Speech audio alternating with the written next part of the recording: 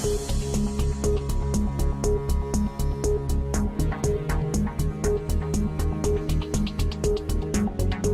and welcome to Ask the Source. I'm your host, Josh Reinstein, and we're here on a beautiful sunny day in our rooftop studio in Jerusalem. My guest today is Aryeh Green. He's the author of the upcoming book, My Israel Trail. Aryeh, thanks for being on the show. It's a pleasure, Josh. Thanks for having me. Aryeh, you have many different hats. You work in the high-tech sector. You work with different politicians and in the media. But something you've done recently is very unique. You've actually walked from the tip of the south to the tip of the north of Israel and got to see all the land of Israel. Tell our viewers a little about that. Well, it's true, Josh, and it was an amazing, just almost overwhelming, uplifting experience. I'm sure your viewers in America are familiar with the Appalachian Trail, or now with Cheryl Strange's book, Wild, and the movie about the Pacific Crest Trail. And viewers in Europe will be familiar with the Pilgrim's Trail in Spain and Portugal. Few people are actually familiar with what's called the Israel Trail, which is, as you said, it's about 1,000 kilometers, over 600 miles from Eilat in the south through the Negev Desert, up through the Galilee, and the population centers on the coastal plain, ending on the border with Lebanon in the north. And it was an amazing way to both reconnect with my Jewish identity, our history, the people and the land of Israel. It was really something. Now, coming up in the next few months, you'll be launching a book about the experience, talking about your connection to the land. What is the book all about? Well, the truth is I'd always wanted to hike the Israel Trail. And I did parts of it every now and then with kids or with friends or with kids' friends or friends of kids. And unfortunately, I went through a difficult, challenging period in my life. Ended up divorced, which I hadn't really anticipated, and that, as many others I'm sure have experienced, was a very difficult period. And I decided I'm going to hike the trail to both give myself some time. As a friend of mine said, I sent him a picture of me meditating on a mountaintop in the Negev Desert. He wrote me back saying, Aryeh, this whole trip is one long meditation. And so in the end, it was really powerful as an experience for me in helping me get over my divorce and literally moving ahead with my life. And so for me, I wrote the book to describe both elements of that experience, both the reconnecting with our roots, reconnecting to the ancestral homeland of the Jewish people here in the land of Israel, and also how the hike itself helped me to meet the challenges of moving on with my life, getting over my divorce and the like. Now, you go all over the world and you speak and make the case for Israel. How does this experience now walking the land of Israel help you make the case for Israel in the international community? Well, it's interesting. At this point, I think there are some fundamental misunderstandings.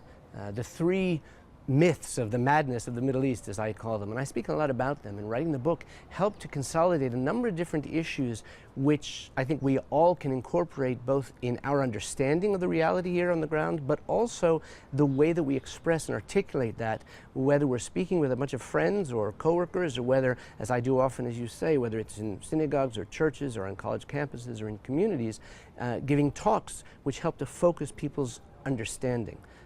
If you'd like, I can share with you those three fundamental myths or myth perceptions. Please go into them. Yeah, let's hear. So, number one, it's a myth, and it's promulgated predominantly through the media, parroted by many of our, unfortunately, political leaders on both sides, or any side of the political spectrum, that the Palestinian leadership, Mahmoud Abbas and all the others, are somehow moderate, as the term is often used. Now, this isn't to say that they might not have reasonable points to make in a political discussion or argument. But let's face it, a regime which imprisons people for criticizing the heads of that regime on Facebook, a regime which allows or even encourages and glorifies murderous terrorists who carry out acts of violence against civilians, a regime that isn't interested in and has explicitly said they are unwilling to compromise, to negotiate, to try and tolerate the concept of living in peace with their neighbors.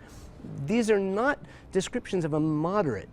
The second myth is that it's the nefarious settlements, those Jewish communities in Judea and Samaria, which somehow are the primary obstacle to peace in the Middle East. And the third myth, which leads directly from this, is the myth that this is somehow a territorial or even a national conflict. This is neither of those things. But it's a fact that this is an ideological, civilizational struggle, not a territorial one. And it's that issue which was clarified for me over and over again on my hike through the Israel Trail because of the Arab and Muslim and Christians and others who I met who understood that peace will come when the Arab and Muslim leadership allow their people to accept the Jews' return to our ancestral homeland and therefore the legitimacy of the establishment of the nation state of the Jewish people, the state of Israel. That will be the real entry to real peace in this region, and that was brought home to me again and again as I hiked the land of Israel and spoke to the incredible diversity of the people who are part and parcel of our state. All right, there are literally tens of millions of people watching the show. What message do you have for our viewing audience? Oh, well, the one main message is come visit and enjoy and see for yourself the modern miracle of the reestablishment of Jewish sovereignty in the land of Israel. We've returned to our ancestral homeland as the indigenous people, and we all together need to reassert the legitimacy of Israel, the founding of Israel, in all of our interactions. So come visit, be in touch with me at my website. I'll be speaking in November, October, around the States and also in Europe, and I'd be delighted to answer any questions that people might have and to welcome you for a visit to our ancestral homeland and the reestablished sovereign nation state of the Jewish people here in Israel. Thank you, Aryeh, for being on the show, and thank you for tuning in to Ask the Source. I'm your host, Josh Reinstein. Now back to the studio.